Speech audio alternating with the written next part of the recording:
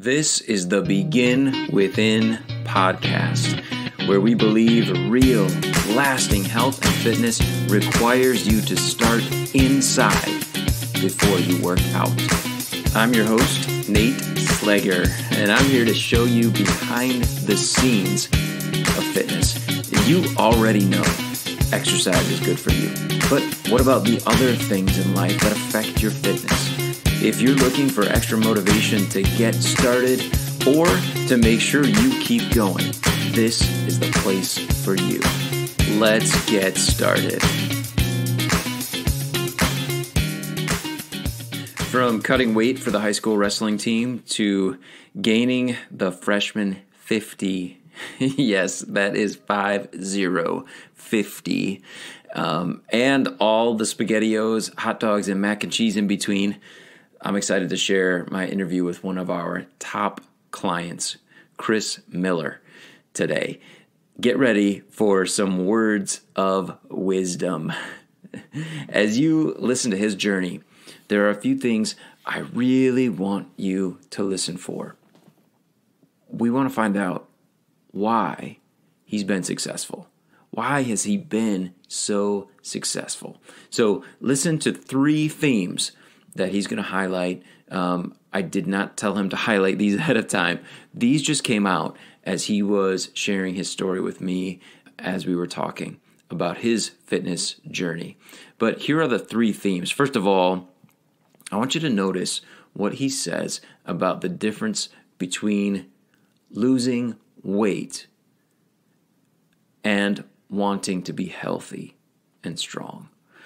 Because there's a huge difference, isn't there? And so often, let's be honest, we can get caught up on what the scale says. We can get caught up on just losing weight. But I want you to really listen to the differences as he describes his journey. The second theme is this: keep learning. Keep learning about yourself and the human body. Keep learning about the science and then how it applies to you, to your body. And part of that learning is experimenting. You're going to hear that from him too, how he experiments on himself to try out new things. And then finally, I want you to listen closely for what it was that got him started. I'm going to ask him that and ask him like, hey, what was it? Did you just flip a switch and get going? What was it that ultimately got you moving in the direction of becoming healthier and getting into this state where now it's sustainable and it's not just chasing a number on the scale? I want you to listen, because what you're going to learn from him is that for him, it was about wanting to see what he was capable of. It was about wanting to see what his body was capable of, just like a child who wants to see how fast they can run. And I think you're going to see in his experience that that was the case for him. It was about him just seeing what he was capable of. So I want you to listen for that as well, because what a great motivation that can be for you and me as we work hard to make sure that exercise stays a part of our life. It can be as simple as just wanting to see what we're capable of. Here's my interview with Chris Miller. When you kind of got started making health and fitness a priority in your life, like what was going on for you? What were things like for you then? Yeah. So yeah, you asked about like relationships with yourself, food, etc. So food's always been an interesting one for me, just because. So I'm like 5'6". I'm relatively broad, so I can carry weight pretty well. But like going through grade school, I always wrestled, did basketball. Got to high school, wrestled and did football. Wrestling's an interesting one, obviously, because there's weight classes. Right. And you'd like to think everyone's just super good and doesn't need to cut weight. You just get really strong. But anything with weight classes, you're going to have people who diet. Like I kind of look at MMA guys, they're as lean as you can get, yet they're still crash dieting right before they've got matches and stuff. Mm-hmm. So it was obviously pretty unhealthy. Like I'd have times where I'd probably start a wrestling season around like 15% body fat, and I'd get down to like 9 or 8 sometimes. And it Okay. was, so that being restricted kind of makes food a total obsession. So even in off seasons, like I think depending on the year, because obviously I'm like 15 to 18 through high school, so I'm naturally putting on muscle throughout, but I'd fluctuate from like, I think my freshman year, anywhere from 120 to like 140. By the time I was a senior, I think the lowest I got for wrestling was 150. I'd be about 185 in the off season, and obviously not as lean at 180 as 150, but um, I would basically eat whatever I wanted, but you kind of had that natural restriction of, you know, you're going to classes, you're only going to really have time to eat during the lunch period. You can't really eat during classes. Right. Um, and because I was doing sports, you at least had some level of activity. And then also, you know, growing up, I probably complained enough as a kid that I never was forced to actually eat vegetables or anything like that. So I Okay. was totally the hot dogs and SpaghettiOs and mac and cheese type of kid, Oh yeah. which it works fine again if you're active enough. So it was kind of crazy for me going from high school to college. Like I was 100% done with wrestling going to college, and my college didn't have a football team.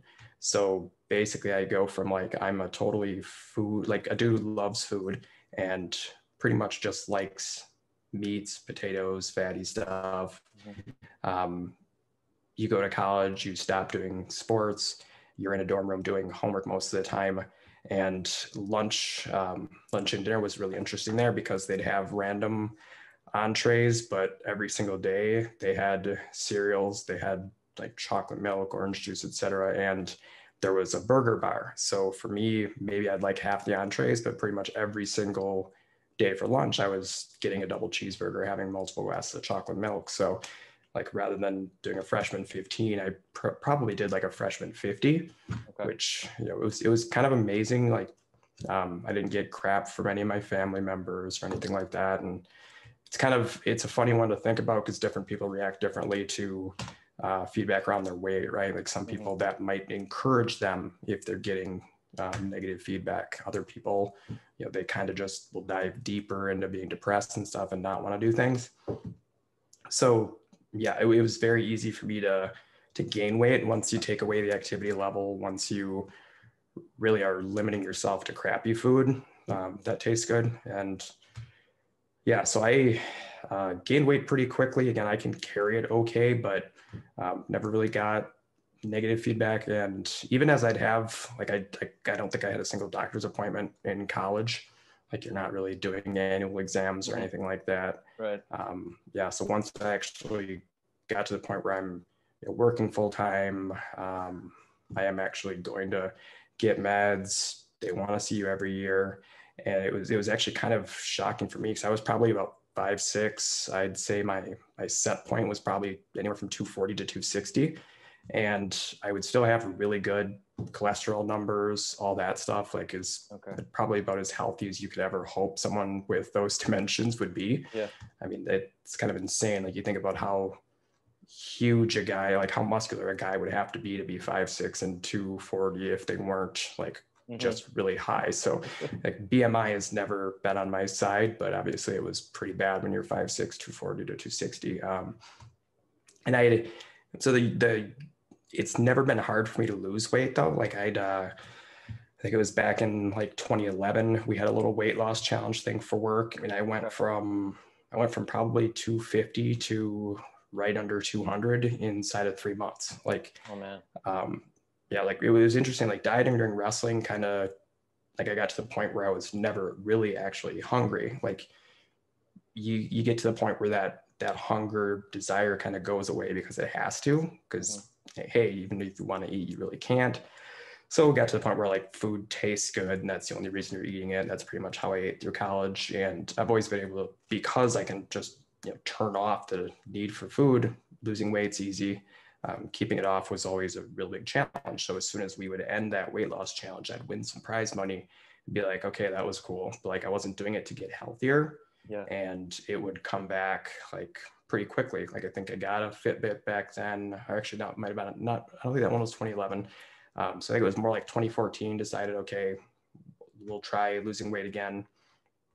Got a Fitbit, got the Fitbit scale. We had a treadmill at home from the 2011 endeavor. I think I started going to work out at, I think, a Y with my wife, and that was okay. Like I was just really doing treadmills. I'd occasionally maybe lift weights or something, but I'd easily drop that like 20 to 25 pounds. And I think that one lasted maybe a couple months. Like it was never really a sustainable type of deal. So from a where was I standpoint, like again, I could lose weight. It was never really hard, but it was never, I want to get healthier. I think it almost would have been better if I'd had bad markers for health. If I'd had a doctor say, dude, you should really lose some weight. I probably should have been told that from a doctor, but I think they like to have numbers that say like, yeah, dude, you should lose weight. It was just like, I think it was always almost kind of amusing, like seeing their reaction and be like, okay, like this cholesterol should be way worse than it is, right? Like, you sure you don't have sleep apnea and stuff like that? I'm like, nah, damn. It was kind of interesting. Yeah. So what ended up changing for you? Like, was there right. a switch that So you flipped? that I've kind of struggled with that one a little bit. So my mom passed away in like November or December of 18, or December of 18. I started working out in April of 19. I think it was actually April 15th because it was tax day. So I think it was partially like, hey, I just want a distraction, but also I think I'd come to visit my family. So my brother was still living at home with my dad at that time. And what I've always kind of cited as a motivating factor was my little brother was, I went downstairs to watch TV. He came out with a couple of boxes full of clothes. I'm like, dude, are you moving out finally? And he's like, no, I'm getting rid of these. I'm like, why? It's like, well, they don't fit anymore. So it was hilarious to me because like he had been working out for a couple of years before and he had just started a serious relationship. And it was that cliche, like, hey, I don't have time to work out anymore. I'm going to start gaining weight. And there was like a competitive side of me that's like, dude, I think it would be really amusing to not be the chunkier one in the family. You saw an opportunity to make that precisely happen. Like in the back of my head, like that was a big piece. I'm competitive for sure. And like, yeah, like I said, I think the other piece was my dad had been kind of going to the gym occasionally. I think he totally wanted a distraction from my mom being gone. So I think that was partially it. Like, okay, I got to get out of the house more. My job, there's ebbs and flows. There's a lot of times where pre-COVID, I'm gone like 6 out of 7 days. There's times where I might not leave the house for 2 weeks because, wherever it is in a quarter. So I needed something, I think, to like just get me out of the house. Mm-hmm. And it is weird in retrospect. Like I never looked at the scale and said, dude, you got to lose weight. Never looked in the mirror and said, dude, you got to lose weight. I think it was kind of a combination of, hey, why not? My dad's going to work out. My brother works out a little bit. I want to see if I can actually get fit. Like, why not?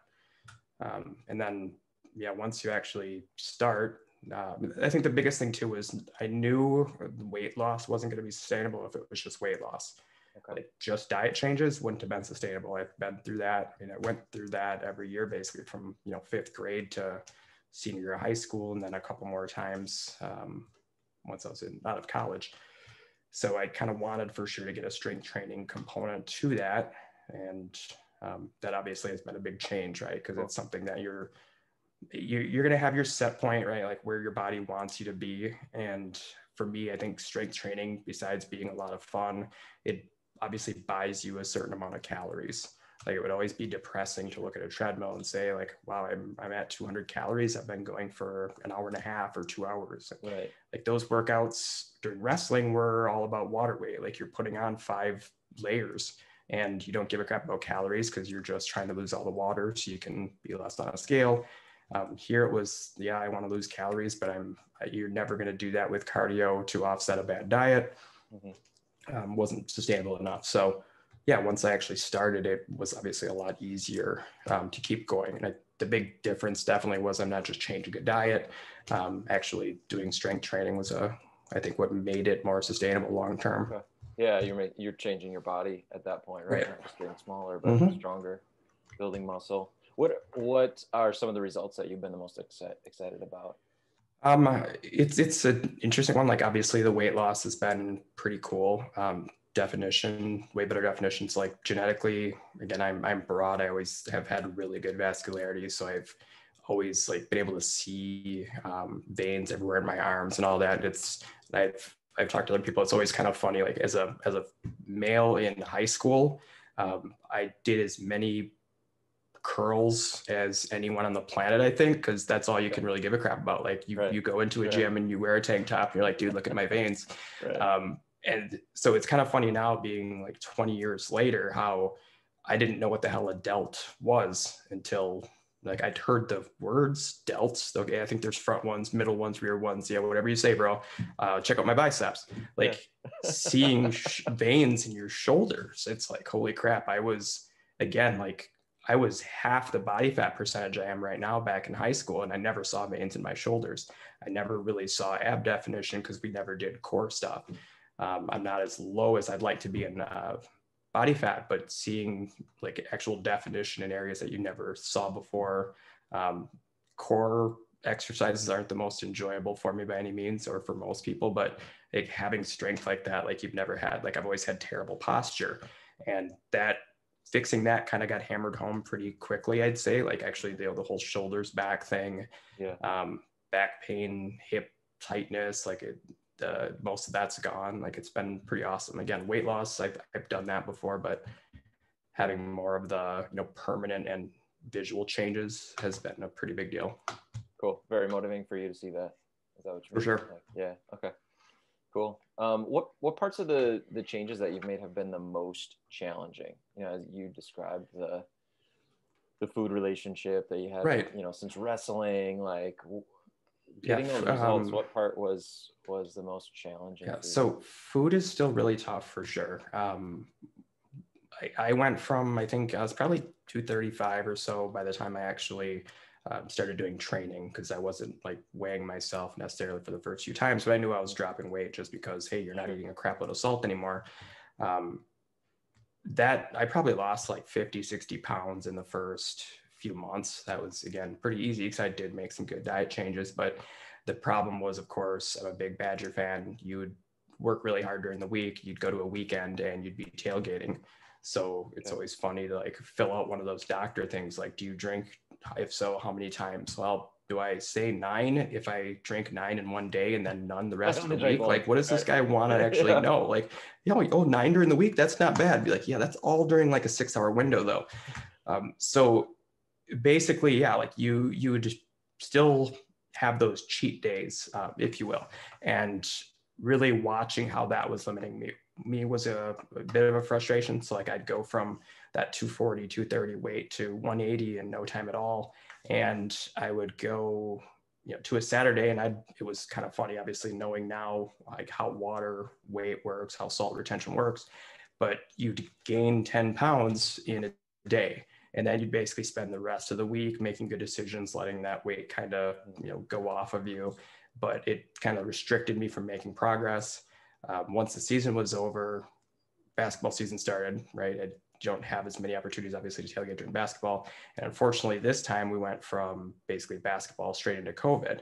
So for about a year, like I'd say I was getting stronger, but it wasn't being reflected in like in body scans or anything like that, which it absolutely can Yeah. frustrate. It's like, hey, I've worked out at minimum 3 times a week for an entire year, and I have less muscle. Like, yeah, there's some variance, obviously, but it was like, it was a good wake up call, I'd say. Yeah. But definitely a challenging piece. Just once you get by those newbie gains, you kind of realizing you do have to work for this.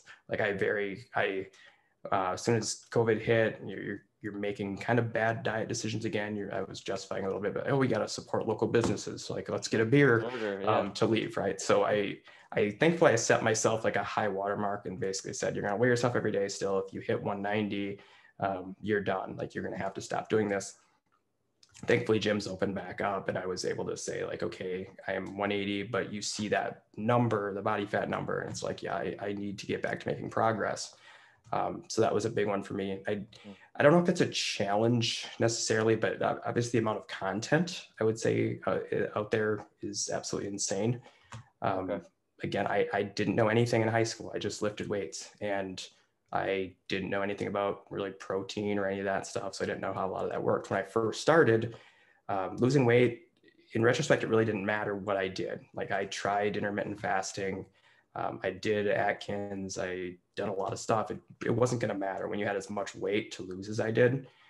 It worked out great, obviously, but I ran into sustainability problems there. Like I'd catch myself trying to do like a 20-and-4 split with intermittent fasting, and you start being really obsessed with food. And the only thing you're looking forward to is like, I want to go to bed so I can wake up and eat, or like, yeah, I can't wait until it's 11 o'clock and go eat. And then you start realizing like, okay, I'm trying to gain muscle. I'm trying to get leaner.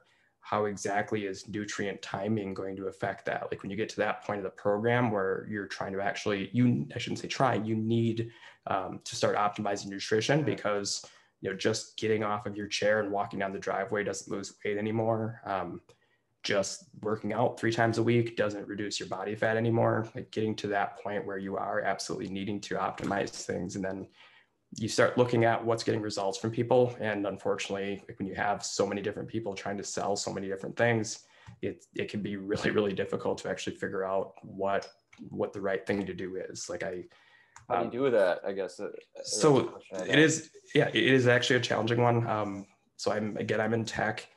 When we look at people to hire, like because tech changes so much, we don't necessarily look for people who have the most experience. It's more like, how do you learn? What can you go find? And like, if I was going to teach a class in technology at college, I'd probably just teach a class to people on how to Google stuff. We've seen that kind of in our culture. It's not limited to the health and fitness industry, obviously, right? Like we have more info at our hands than ever before. Some people who are providing that info have obvious certain motivations. I ran into that big time. So again, like most of my content initially was all about how do I lose weight? So I'd come across intermittent fasting, and a lot of that stuff made a lot of sense. Like, okay, yeah, wow, fasting does sound right. And it would make sense as to, no one makes money by you not buying food. So yeah, I could see why people want you eating 3 to 5 meals a day, et cetera. But then you kind of start realizing like, okay, if protein timing is a thing, then I'm not going to maximize muscle gain by doing that. So thankfully, and I do give, I guess, YouTube a little bit of credit for this kind of thing. Like they do a decent enough job, or I should say other people who followed people who ended up being really good. That combination of, I guess, science and diet and weight training, like the people I've come across, I've been pretty shocked like at the science around a lot of this stuff. And I think my favorite thing about like actually doing training is I'll come across a video of like the science-based workouts I absolutely love, because I'm focused on hypertrophy. And when you can actually show me studies of people having actual EMG data and saying like, hey, this exercise that isn't as hard as this exercise actually does cause more muscle gain. I love the idea of doing that exercise. And amusingly, like I'll end up doing that exercise in my next workout, because I'll have a trainer put it on the thing. I'll be like, dude, are you watching my browsing? Like it's kind of creepy. But that'd be the biggest thing. Like if I could go back and change that, I would have asked obviously a lot more questions. And I'm always kind of surprised, like with trainers, I know there's obviously a continuing education component to that industry, but the amount of times where they've somehow remained on the bleeding edge, like it shocks me, because you think about how long people have been lifting weights. The only lifts that mattered to my coaches were basically power cleaning, squat, and bench. And I got really good at all 3 of those, especially, bench and squat. But that does it. Like squats will get your core a little bit, obviously, but you're not doing a ton of shoulders. You're not doing a ton of like lower back. So it was kind of cool to get into actual training and seeing like, yeah, we are staying shockingly current. Every video I watch, like the industry changes constantly. Right. You guys have to adapt. The nutrition component for someone like me can be really depressing at times, just because like, yeah, I know you want me to eat more green stuff. I don't like green stuff. The supplementation side of it, like it's always, I think everyone knows like it costs more to eat healthy than it does to eat unhealthily. But then when you start looking at protein, like, yeah, protein powder gets old really fast, but at the same time, like, wow, it's actually not that expensive if you're doing a supplementation. Right. So it's really been around, like, you have to, sadly, like, somehow you have to find a way to learn, to sift through the crap. And I think the big part of it too is being clear about what your goals are. Because like I've heard this quote a lot, like the best diet is the one you're actually going to follow. And I couldn't agree more with that. Like I did a like 5-day extended fast, and just kind of to see like, okay, how long can I fast for? And by the end, it's like, dude, that's the best looking jar of peanuts I've ever seen in my life. I'm done with this fast now.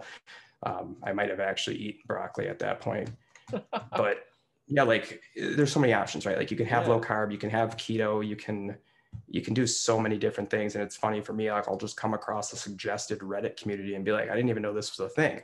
And then you read the description, thankfully, a lot of them are like, yeah, this is for people who have no interest in muscle gain. They're very, very obese. They're trying to prioritize this, etc.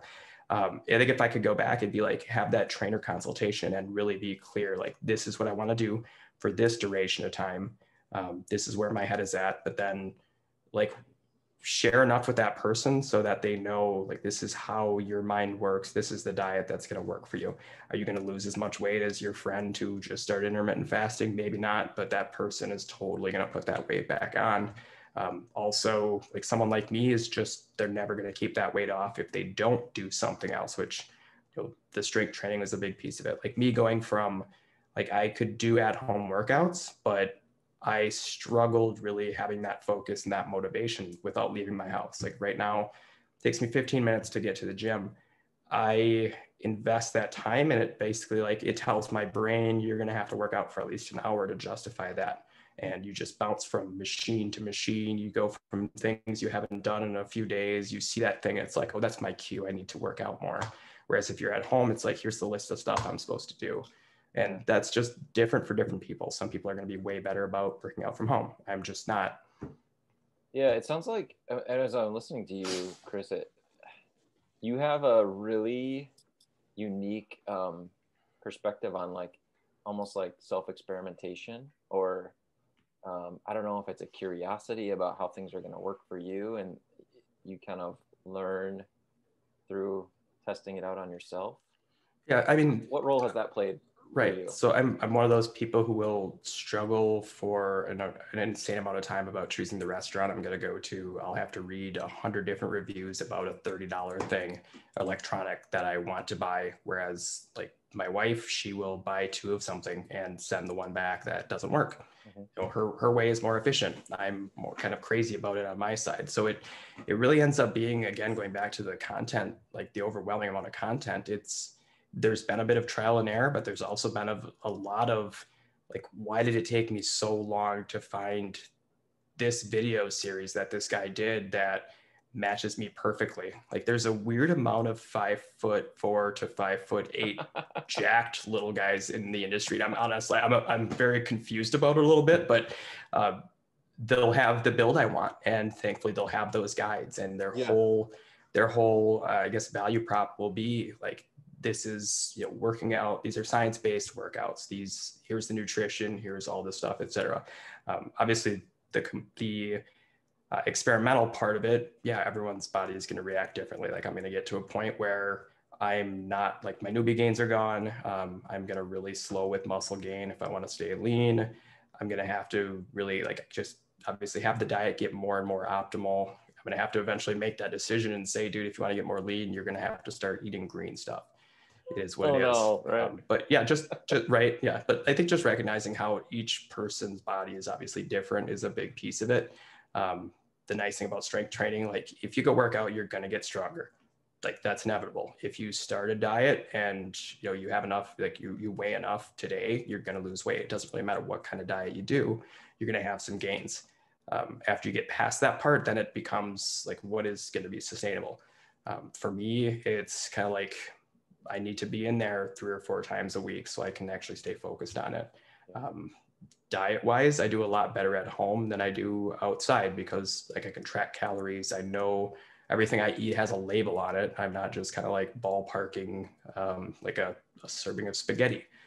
Like it's, certain things work better for people. And yeah, I'm to the point where it's like, I need to work out a bunch, and I need to not go out a lot if I want a good diet.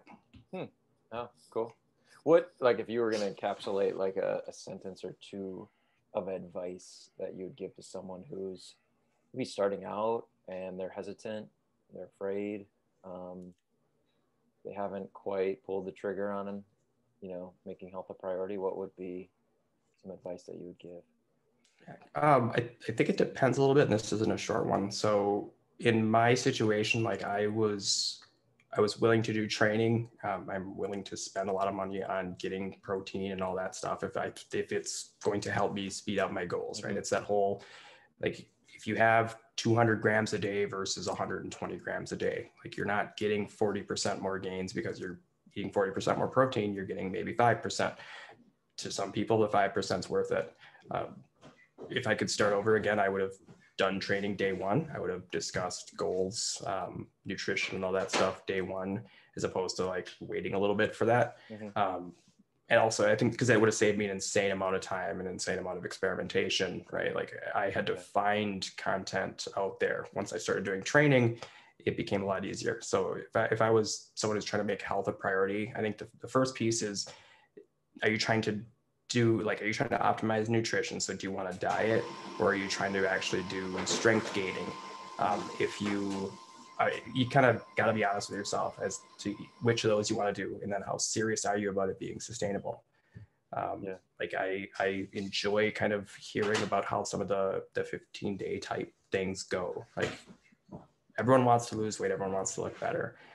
But I think you guys can pretty quickly identify like how serious is someone about it, how sustainable do they want it to be? Because it's behavioral, right? Like I have not stopped loving the taste of food. I've not stopped being food obsessed. If you put an insane amount of food out in my kitchen right now, I will walk back and forth eating it nonstop. I don't really, like if I'm not sitting down eating a giant meal, I don't get full. That's one of the harder parts about, having gone from being bigger to losing weight. You don't stop being like hungry, right? Like your body wants to take you back there. I think understanding the science about a lot of this has been the biggest thing for me. If I had to narrow it down to be like, what are your actual goals? And then understanding how'd you get here? Like in my case, like we covered, I'm pretty food obsessed. And the only way, like I'm not going to stop being food obsessed. So how do I get around that? Yeah, cool. So learning about yourself, learning about learning the science behind the precisely. process. Yeah, like we've got more material than we're ever going to have. It's just finding out what's relevant for you, and that, whether we like it or not, that's going to take the help from other people, obviously. Some support and guidance and accountability along with it. Man, cool. Just real quick, like what's next for you? Like what are you focused on right now with your fitness, with your health? So right now I'm not limiting myself to leaning or to getting more lean. I'd say like continuously dropping body fat. Like I do want to keep seeing more definition. There's obviously, like I guess I want to do the most cliche thing ever. I want to lose fat while gaining muscle.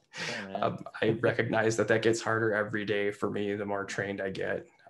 But thankfully I get some pretty cool workouts put together for me that will obviously help with that. But it really is that cliche, like just keep adding muscle, keep getting leaner. I want to get to that point where you're lean enough that you can actually divide things up into, I'm going to cut for this amount of time, I'm going to bulk for this amount of time. It's almost a funny way to put it, but I basically want to cut until I can bulk. And I want the cut to end as quickly as possible so that I can bulk as quickly as I possibly can. Right? Yeah, you're not wrong. Like, thankfully, like I do appreciate the amount of content that has kind of told me don't bulk how you think you're going to bulk, right? Like you don't want to gain a pound of muscle and 10 pounds of fat. And, if I didn't have that kind of information, if I didn't have people to talk to about what is the right way to do this, it'd be really easy to think that still is the way to do it. Like, dude, you need excess calories in order to build muscle, have as much pizza as you want, right? Like it's all going to turn into muscle. Like, you don't want to do that. So obviously for me, there is the mirror aspect of it. Certainly I want to keep looking better in the mirror. And that is a fun place. And I think right now it's really getting leaner, which is always fun to do during the holidays and stuff. But now that those are over. Yeah. Oh, cool. Well, thanks for hanging out. Thanks for connecting. Not a problem. And I appreciate all the wisdom that you shared. So I'm excited to share it with our community too. Sounds good. So, Happy to all help. right, cool. Thanks. Thank you. Have a good one. I want to just take a few minutes to circle back on those 3 themes that I mentioned and asked you to listen for. First of all, the difference between losing weight and wanting to be healthy. I think you heard that there was a big shift for Chris when his focus went from just losing weight, which he admitted for him was really easy to do. It was easy to lose weight and it was easy to gain weight. But things really shifted for him when he started to focus on being healthy, on really becoming better. And I think you're going to find the same is true for you. I know we found that to be true for other clients that we work with, that when the focus is on getting healthier rather than just a number on the scale, which admittedly we can get too obsessed with from time to time, things start to shift and change and real results come along with it. The second theme that I asked you to listen for was the benefit of learning about yourself intentionally, learning about yourself through the process of health and fitness. You know, for him, you can tell he has an analytical mind. He likes data. He likes to learn. And he's doing that online on YouTube. He's gotten help from experts who know him, who know his goals, and who know what has worked for him in the past and what hasn't worked for him. And so he's consulting with them. He's always gaining information. And part of that education for him has been experimenting. Of course, it's great to do that with the supervision of an expert who can help you to make educated and healthy decisions.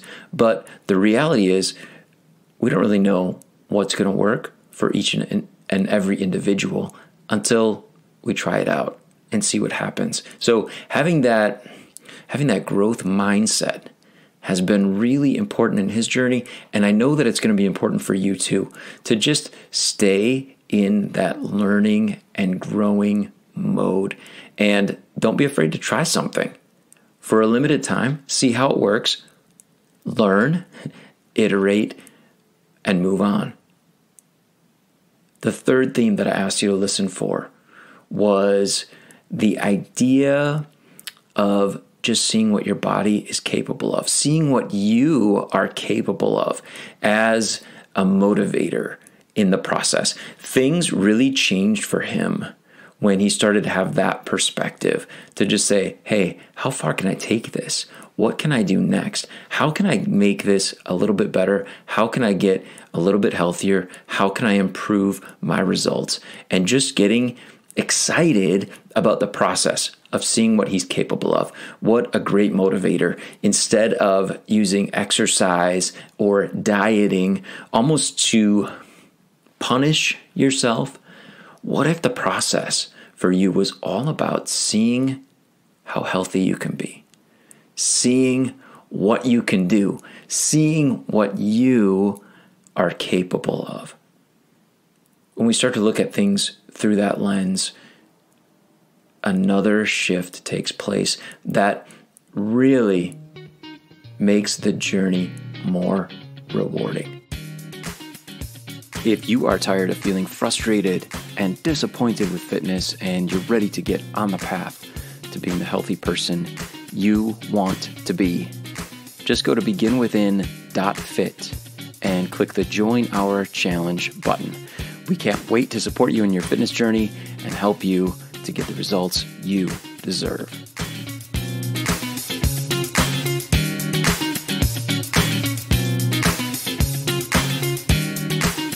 Produced by beginwithin.fit.